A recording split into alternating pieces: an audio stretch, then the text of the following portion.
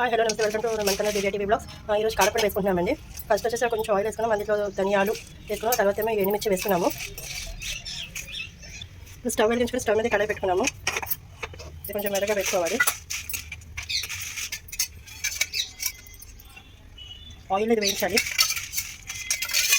ఎండుమిర్చిలో ధనియాలు ఆయిల్లో వేయించుకోవాలి. ఫస్ట్ ఏం చేస్తామంటే ధనియాలు ఎండుమిర్చి ఇలా ముక్కలు చేసుకొని ధనియాలు వేసుకున్నాము, ఎండుమిర్చి కూడా వేసుకున్నాము.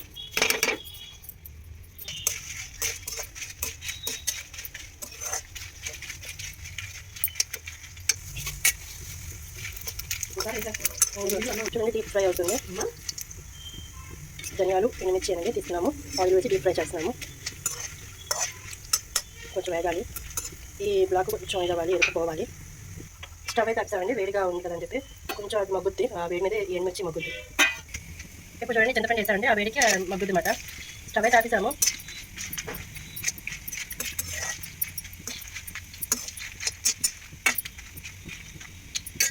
ఫస్ట్ ఉప్పు వేసామండి కొంచెం, తర్వాత జీలకర్ర వేస్తున్నాము.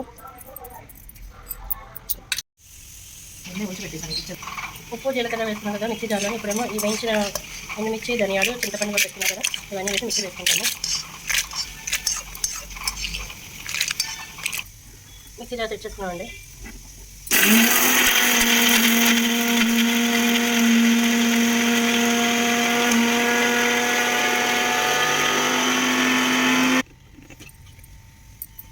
ఇప్పుడు ఇంట్లో వెల్లుల్లిపాయలు మనం వేసుకుంటాము.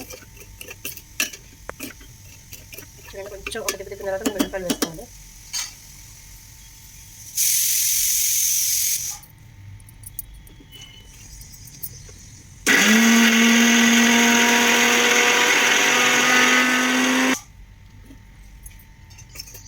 ఒకసారి మొత్తం అంతా దగ్గర కలుపుకోవాలి.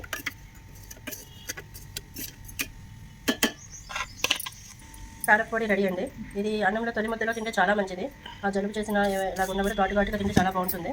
అండ్ ఇడ్లీలోకి టిఫిన్స్లో కూడా చాలా బాగుంటుంది. ఈ వీడియో కనుక మీకు నచ్చితే ప్లీజ్ సబ్స్క్రైబ్ చేయండి, లైక్ చేయండి, షేర్ చేయండి, కామెంట్ చేయండి. Thank you.